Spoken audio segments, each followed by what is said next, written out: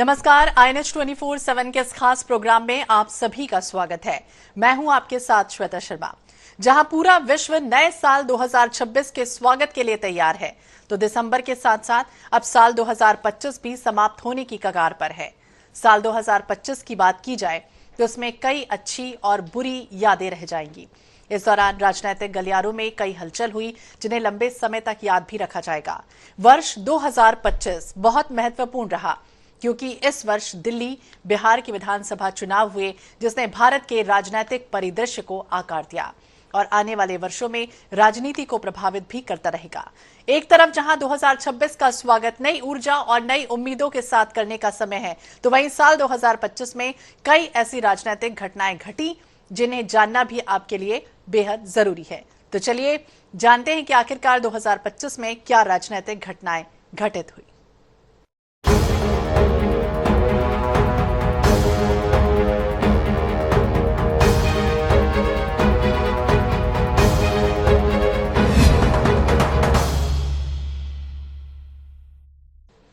बिहार की एक खासियत है कि जब आपको लगता है कि आप बिहार को समझ गए हैं, तो बिहार आपको झटका देता है। हुमा कुरैशी की मशहूर पॉलिटिकल ड्रामा वेब सीरीज महारानी का ये डायलॉग बिहार विधानसभा चुनाव 2025 के नतीजों पर बिल्कुल फिट बैठता है। राज्य की जनता ने एक बार फिर सत्ता की कमान एनडीए के हाथों में सौंपी, वो भी ऐसे अंतर से कि विपक्षी महागठबंधन के साथ साथ राजनीतिक विश्लेषक तक हैरान रह गए। बिहार विधानसभा के सभी 243 सदस्यों का चुनाव करने के लिए नवंबर 2025 में आयोजित किया गया। 2 चरणों के इस चुनाव में 14 नवंबर को वोटों की गिनती हुई और परिणाम घोषित हुए। भारतीय जनता पार्टी के नेतृत्व वाले राष्ट्रीय जनतांत्रिक गठबंधन ने राष्ट्रीय जनता दल के नेतृत्व वाले महागठबंधन को हराकर शानदार जीत हासिल की और निवर्तमान मुख्यमंत्री नीतीश कुमार ने रिकॉर्ड 10वीं बार शपथ ली।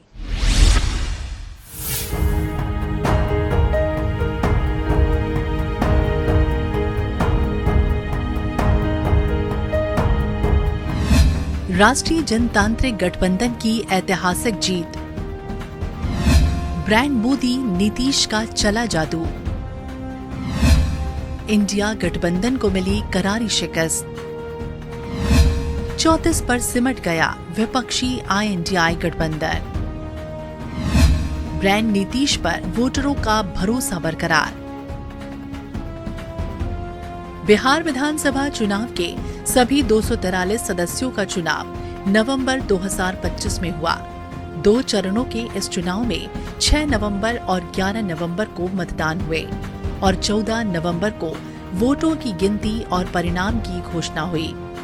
भारतीय जनता पार्टी के नेतृत्व वाले राष्ट्रीय जनतांत्रिक गठबंधन ने राष्ट्रीय जनता दल के नेतृत्व वाले महागठबंधन को हराकर शानदार जीत हासिल की। निवर्तमान मुख्यमंत्री नीतीश कुमार ने रिकॉर्ड 10वीं बार शपथ ली। पहली बार भाजपा ने बिहार विधानसभा चुनाव में सबसे अधिक सीटें जीती। तेजस्वी यादव के नेतृत्व वाली राजद 2010 के बाद पहली बार तीसरे स्थान पर आई, जबकि कुमार की जनता दल यूनाइटेड ने 2010 के बाद से अपना सर्वश्रेष्ठ परिणाम दर्ज किया। भारतीय राष्ट्रीय कांग्रेस का चुनाव में प्रदर्शन खराब रहा। बिहार विधानसभा चुनाव में राजग ने शानदार जीत दर्ज की। राष्ट्रीय जनता दल के नेतृत्व वाले इंडिया गठबंधन को करारी हार मिली और इस जीत का श्रेय ब्रांड मोदी नीतीश को दिया जा रहा है। राष्ट्रीय जनतांत्रिक गठबंधन राजग ने बिहार विधानसभा चुनाव में अप्रत्याशित प्रदर्शन करते हुए अपने अब तक के सर्वश्रेष्ठ नतीजों में से एक दर्ज किया और राष्ट्रीय जनता दल नेतृत्व वाले इंडिया गठबंधन को करारी हार दी। राजग की इस ऐतिहासिक जीत को ब्रांड मोदी नीतीश के रूप में देखा गया। इसके उलट विपक्षी INDI गठबंधन 34 सीटों पर सिमट कर रह गया। चुनाव परिणामों में राजग की जीत का फैलाव ऐसा था कि चुनाव आयोग ने जारी बिहार का चुनावी नक्शा हरे, केसरिया, जामुनी, नेवी ब्लू और सेरुलेन ब्लू रंगों से लगभग भर गया, जबकि INDI गठबंधन के रंग सिर्फ छिटपुट रूप में दिखाई दिए। चुनाव नतीजों ने संकेत दिया कि मतदाताओं का भरोसा अब भी ब्रांड नीतीश पर कायम है। 2005 से अब तक अलग अलग चुनावों में किए गए वादों को पूरा करने का उनका रिकॉर्ड जनता के विश्वास का केंद्र रहा। राज्य में 2010, 2015 और 2020 के चुनावों में ग्रामीण अवसंरचना, बिजली, शिक्षा, रोजगार और महिलाओं के सशक्तिकरण को लेकर किए गए वादों को उन्होंने पूरा किया, जिससे उनका जनाधार मजबूत हुआ। कुमार ने 2025 के चुनाव में 1 करोड़ रोजगार देने का वादा किया, जिससे जनता ने राजद नेता तेजस्वी यादव के प्रति परिवार में सरकारी नौकरी देने के वादे की तुलना में अधिक विश्वसनीय माना। नीतीश कुमार ने महिलाओं के उत्थान को लक्षित कर पंचायती राज में 50% आरक्षण, छात्राओं को साइकिल, वर्दी, छात्रवृत्ति, 35% क्षैतिज आरक्षण, जीविका समूह ने उन्हें वर्षों में ठोस महिला वोट बैंक दिया और इन चीजों ने निर्णायक प्रभाव डाला। इस वर्ष लागू की गई योजना के तहत प्रति परिवार एक महिला को 10,000 रुपए की सहायता और बेहतर प्रदर्शन पर 2 लाख के अतिरिक्त मदद ने निर्णायक प्रभाव डाला। प्रधानमंत्री ने 75 लाख महिलाओं के खाते में डिजिटल तरीके से राशि अंतरित के बाद ये संख्या चुनाव तक 1.4 करोड़ तक पहुंच गई। Bureau report, INH 24/7।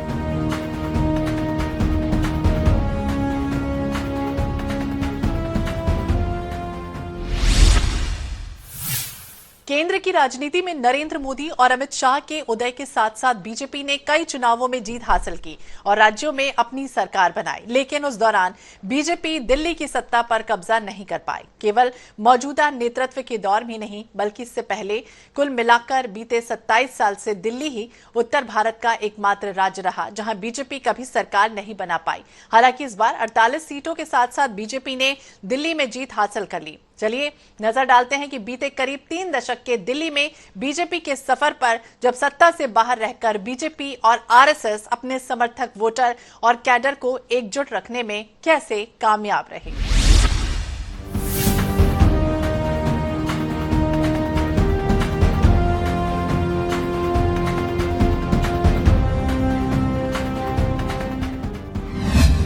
सत्ताईस साल बाद दिल्ली के सत्ता में बीजेपी की हुई वापसी। रेखा गुप्ता ने 20 फरवरी 2025 को मुख्यमंत्री पद की ली शपथ। पूर्व सीएम अरविंद केजरीवाल समेत कई नेता अपने गढ़ों से हारे। 1998 से 15 साल तक दिल्ली में राज करने वाली कांग्रेस पार्टी का हाल बेहाल। कांग्रेस ने विधानसभा चुनावों में लगातार 3 बार जीती 0 सीटें। प्रवेश वर्मा ने अरविंद केजरीवाल को 4000 से अधिक मतों से हराया। दिल्ली विधानसभा के सभी 70 सदस्यों के चुनाव के लिए 5 फरवरी 2025 को दिल्ली में विधानसभा चुनाव हुए। मतगणना और परिणामों की घोषणा 8 फरवरी 2025 को हुई। भारतीय जनता पार्टी ने 70 में से 48 सीटें जीती। इस प्रकार 27 साल बाद दिल्ली की सत्ता में वापसी हुई। शालीमार बाग से विधायक रेखा गुप्ता ने 20 फरवरी 2025 को मुख्यमंत्री पद की शपथ ली। पिछले दिल्ली विधानसभा चुनाव फरवरी 2020 में हुए थे, जिसके परिणाम स्वरूप आम आदमी पार्टी ने राज्य में सरकार बनाई थी। अरविंद केजरीवाल लगातार तीसरी बार मुख्यमंत्री बने। भारतीय जनता पार्टी ने 8 फरवरी को दिल्ली विधानसभा चुनाव 2025 में ऐतिहासिक जनादेश हासिल किया। आम आदमी पार्टी को सत्ता से बेदखल कर दिया। हालांकि पूर्व मुख्यमंत्री अरविंद केजरीवाल समेत कई नेता अपने गढ़ों से हार गए। ये फैसला भाजपा के नेतृत्व वाले गठबंधन द्वारा महाराष्ट्र चुनावों में भारी जीत और हरियाणा में जीत हासिल करने के कुछ महीनों बाद आया है, जिससे राष्ट्रीय राजनीति में उसका दबदबा और मजबूत हुआ। राष्ट्रीय राजधानी में अपनी वापसी की उम्मीद लगाए बैठी कांग्रेस एक बार फिर एक भी सीट जीतने में नाकाम रही। 1998 से 15 साल तक दिल्ली पर राज करने वाली इस पार्टी ने विधानसभा चुनाव में लगातार 3 बार 0 सीटें जीती। भाजपा ने दिल्ली के 70 में से 48 सीटें जीती। आप ने 22 सीटें जीती और कांग्रेस को एक बार फिर 0 सीटें मिली। नई दिल्ली सीट पर भाजपा के प्रवेश वर्मा ने केजरीवाल को 4089 मतों से हराया। कांग्रेस उम्मीदवार संदीप दीक्षित को 4568 वोट मिले। सिसोदिया जंगपुरा सीट से भाजपा के तरविंदर सिंह मारवाह से 675 वोटों के मामूली अंतर से हार गए। हार स्वीकार करते हुए उन्होंने कहा कि उन्हें उम्मीद है कि विजयी उम्मीदवार इस क्षेत्र के लिए काम करेंगे। चुनाव से कुछ महीने पहले आप छोड़कर भाजपा में शामिल हुए कैलाश गहलोत बिजवासन विधानसभा सीट से विजयी हुए। उन्होंने आपके सुरेंद्र भारद्वाज को आसान अंतर से हराया। भाजपा के कुछ अन्य प्रमुख विजेताओं में रोहिणी से विजेंद्र गुप्ता, करावल नगर से कपिल मिश्रा और पटपड़गंज से रविंद्र सिंह नेगी शामिल थे। संगम विहार सीट पर भाजपा के चंदन कुमार चौधरी ने सबसे कम 344 वोटों के अंतर से जीत हासिल की।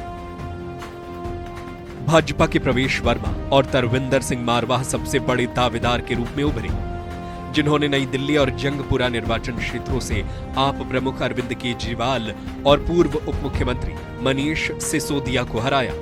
एक और बड़े उलटफेर में मारवाह ने जंगपुरा सीट से सिसोदिया को 675 वोटों के मामूली अंतर से हराया। मारवाह को 38,859 वोट मिले, जबकि सिसोदिया को 38,184 वोट मिले। कांग्रेस उम्मीदवार फरहाद सूरी को 7,350 वोट मिले। पूर्व स्वास्थ्य मंत्री सौरभ भारद्वाज को 3,188 मतों से हराया। भाजपा की मोहन सिंह बिष्ट ने मुस्तफाबाद सीट से 17,578 मतों से जीती, जबकि उनके सहयोगी कपिल मिश्रा ने करावल नगर में 23,355 मतों के अंतर से जीत हासिल की। कांग्रेस से भाजपा में शामिल हुए भाजपा नेता राजकुमार चौहान ने मंगोलपुरी सीट 6,255 मतों के अंतर से जीत ली। भाजपा के रविंद्र सिंह नेगी ने पटपड़गंज सीट पर 28,072 मतों के अंतर से जीत हासिल की। उन्होंने पहली बार चुनाव लड़ रहे अवध ओझा को हराया। ओझा को आपने सिसोदिया की जगह उतारा था। भाजपा की रेखा गुप्ता ने शालीमार बाग सीट पर आपके प्रतिद्वंदी को 29,595 मतों से हराया, जबकि भगवा पार्टी के मनजिंदर सिंह सिरसा राजौरी गार्डन से 18,190 मतों से विजयी हुए। भाजपा की प्रचंड जीत के बीच पूर्व मुख्यमंत्री आतिशी और आप सरकार के 3 मंत्री गोपाल राय, मुकेश अहलावत और इमरान हुसैन जीत हासिल करने में कामयाब रहे। पार्टियों का vote share. Bharatiya Janata party को वोट प्रतिशत 45.56% रहा, जबकि आपको 43.57% और कांग्रेस का मतदान प्रतिशत 6.34 रहा। 2020 के दिल्ली विधानसभा चुनावों में आम आदमी पार्टी को 53.57% वोट शेयर के साथ 62 सीटें मिली। 38.51% वोट शेयर के बावजूद भाजपा 70 में से केवल 8 सीटें ही जीत सकी। 1993 के विधानसभा चुनाव में भाजपा ने दिल्ली में 49 सीटें जीती थी, जबकि कांग्रेस को 14 और जनता दल को 4 सीटें मिली थी। Bureau report, INS 24/7।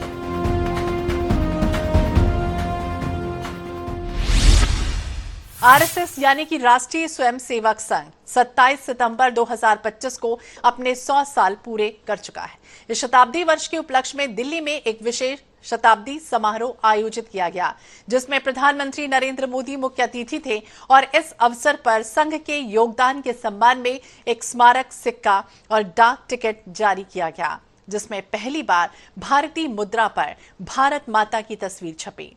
आरएसएस संघ की 100 वर्षों की यात्रा के प्रमुख पड़ाव क्या रहे?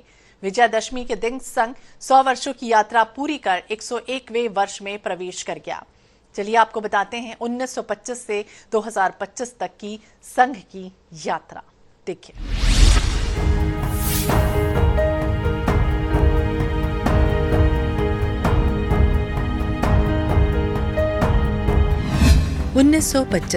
डॉक्टर केशव बलिराम हेडगेवार ने 27 सितंबर को स्थापना की घोषणा की। 1926 17 अप्रैल को संगठन को अपना नाम राष्ट्रीय स्वयंसेवक संघ मिला। 1926 मोहितेवाड़ा मैदान में 28 मई को नागपुर की पहली नृत्य शाखा शुरू हुई। 1927 मई में ओटीसी नाम से पहला विशेष प्रशिक्षण शिविर हुआ।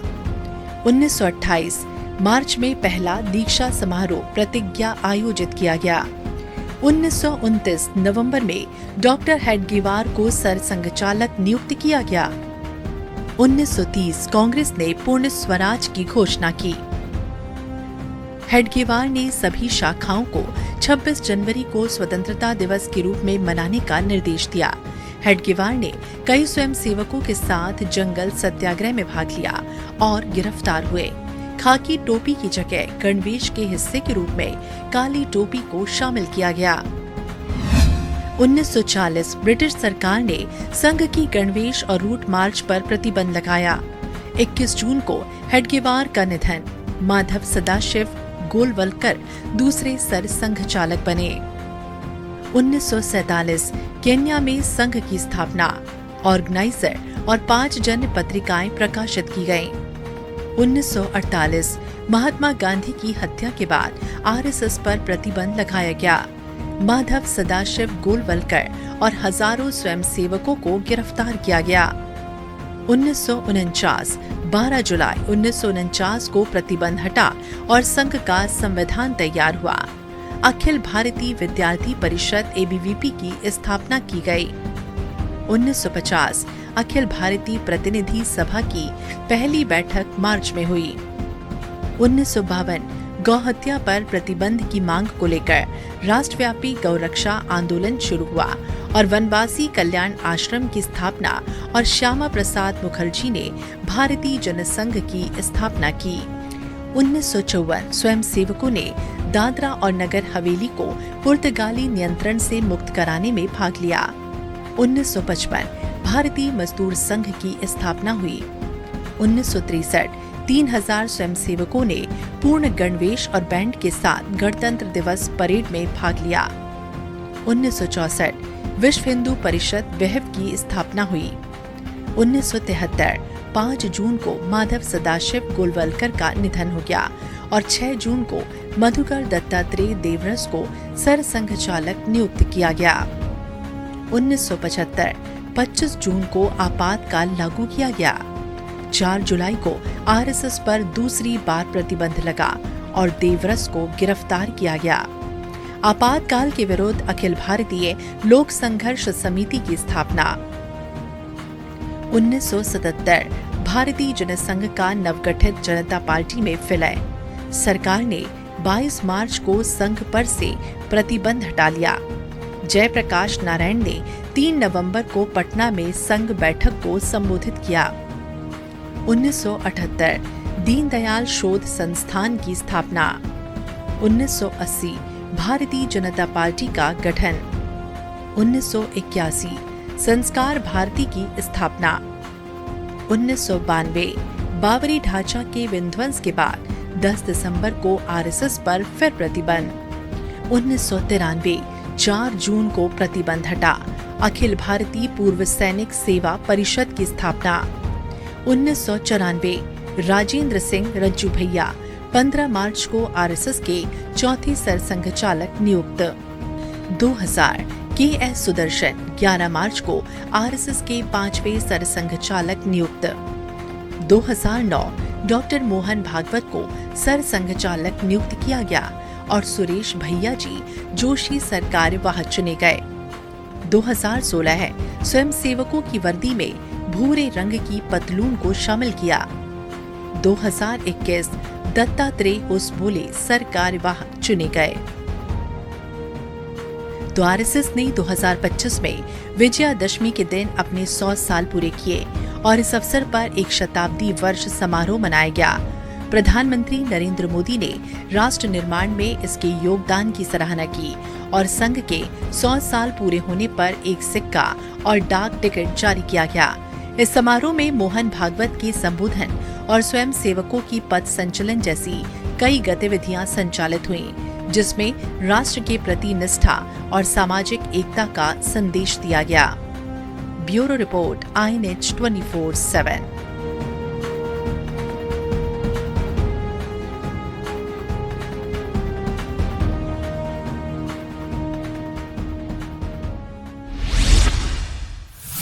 तो 2025 वैसे ही बहुत खास रहा क्योंकि रूसी राष्ट्रपति पुतिन भारत के दौरे पर रहे और दिल्ली में पीएम मोदी ने उनका गर्मजोशी के साथ स्वागत सत्कार किया। प्रधानमंत्री मोदी ने राष्ट्रपति पुतिन से हैदराबाद हाउस में मुलाकात के दौरान कहा कि भारत तटस्थ नहीं बल्कि शांति के पक्ष में है। उन्होंने जोर देकर यह भी कहा कि दुनिया को फिर से शांति की जरूरत है और भारत हर शांति प्रयास का समर्थन करता है।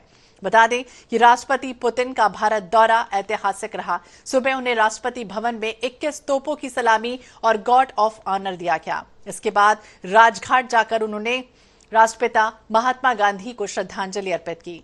हैदराबाद हाउस में हुई द्विपक्षीय वार्ता में दोनों नेताओं ने यूक्रेन संकट पर शांति स्थापित करने और 23वीं भारत रूस समिट में 25 से अधिक समझौतों पर सहमति बनाने की चर्चा की। कैसा रहा उनका ये दौरा, देखिए।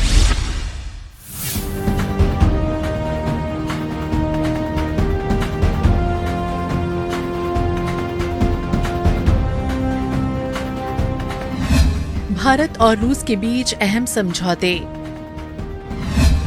कॉरपोरेशन और माइग्रेशन पर एग्रीमेंट, हेल्थ केयर और मेडिकल एजुकेशन पर समझौता, फूड सेफ्टी और स्टैंडर्ड पर एग्रीमेंट, पोलर शिप्स और मैरीटाइम कॉरपोरेशन पर समझौता, फर्टिलाइजर पर एग्रीमेंट।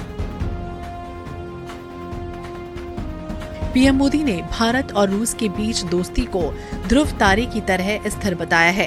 उन्होंने कहा कि पिछले 8 दशकों में दुनिया ने कई उतार चढ़ाव देखे। मानवता को कई तरह की चुनौतियों और संकटों से गुजरना पड़ा, लेकिन इन सब के बीच भारत रूस की दोस्ती ध्रुव तारे की तरह हमेशा अटल और स्थिर बनी रही। प्रधानमंत्री ने कहा कि दोनों देशों के संबंध हर कसौटी पर खरे उतरे हैं। पीएम ने कहा कि दोनों देशों ने 2030 तक आर्थिक सहयोग की रणनीति बनाई। वहीं रूसी राष्ट्रपति ने कहा कि रूस भारत को बिना रोक टोक के तेल की सप्लाई जारी रखेगा। पीएम ने कहा कि इस साल अक्टूबर में लाखों भक्तों ने इंटरनेशनल बुद्धिस्ट फोरम में भगवान बुद्ध के पवित्र अवशेषों का आशीर्वाद लिया। मुझे खुशी है कि हम जल्द ही रूसी नागरिकों के लिए 30 दिन का फ्री ई टूरिस्ट वीजा और 30 दिन का ग्रुप टूरिस्ट वीजा शुरू करने जा रहे हैं। 15 वर्ष पहले 2010 में हमारी साझेदारी को special and privilege strategic partnership का दर्जा मिला। पिछले 2.5 दशक से उन्होंने अपने नेतृत्व और दूरदृष्टि से इन संबंधों को निरंतर सींचा है। हर परिस्थिति में उनके नेतृत्व ने आपसी संबंधों को नई ऊंचाई दी है। भारत के प्रति इस गहरी मित्रता और अटूट प्रतिबद्धता के लिए मैं राष्ट्रपति पुतिन का, मेरे मित्र का हृदय से आभार व्यक्त करता हूं। पुतिन ने कहा कि पिछले करीब 50 साल से रूस भारतीय सेना को हथियार देने और उसे आधुनिक बनाने में मदद कर रहा है, चाहे वो एयर डिफेंस फोर्सेस हो या फिर एविएशन या फिर नेवी। यानी कुल मिलाकर जिन बातचीत को हमने अभी पूरा किया, उनके नतीजों से हम पूरी तरह से संतुष्ट हैं। मुझे पूरा भरोसा है कि ये दौरा यहाँ हुए समझौते और भारत रूस की रणनीतिक साझेदारी को और गहरा करेगा, जिससे हमारे दोनों देशों और भारत रूस की जनता को फायदा मिलेगा। पुतिन ने कहा कि प्रधानमंत्री ने हमें उन चुनौतियों की लिस्ट दी है जिन पर दोनों सरकारों को ध्यान देना चाहिए और हम उन पर काम करेंगे। पुतिन ने कहा कि भारत और यूरेशियन इकोनॉमिक यूनियन के बीच अगर फ्री ट्रेड एग्रीमेंट बनता है तो दोनों को फायदा पहुंचेगा। पुतिन ने कहा कि पीएम मोदी के साथ डिनर पर मेरी बातचीत हमेशा हमारी स्पेशल और प्रिविलेज्ड स्ट्रेटेजिक पार्टनरशिप के लिए मददगार रही। You personally, distinguished Prime Minister, and all our Indian colleagues for the warm and hospitable welcome accorded to the Russian delegation. The negotiations that we just had with the Indian colleagues, and as well as our talk yesterday with distinguished Mr. Modi in the form of Taylor said at his residence, the dinner was great. I would like to thank you for this sign of attention.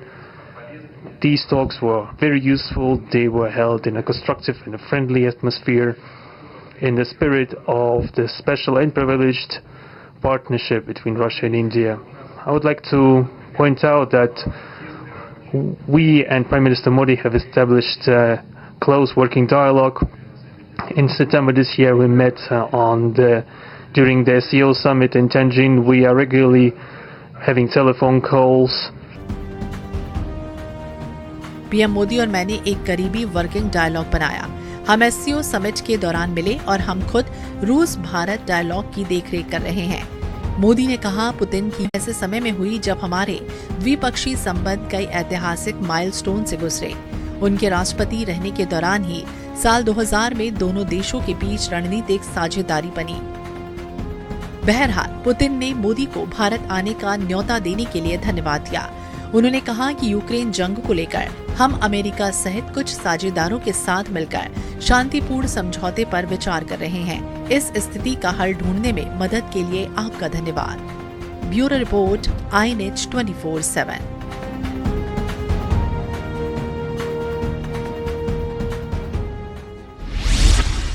तो नया साल 2026 आपके जीवन में खुशियां, सफलता और समृद्धि लेकर आए। पुराने अनुभवों से सीखें, नए अवसरों को गले लगाएं। इसी के साथ इस बुलेटिन में फिलहाल इतना। नए वर्ष की ढेर सारी आप सभी को शुभकामनाएं।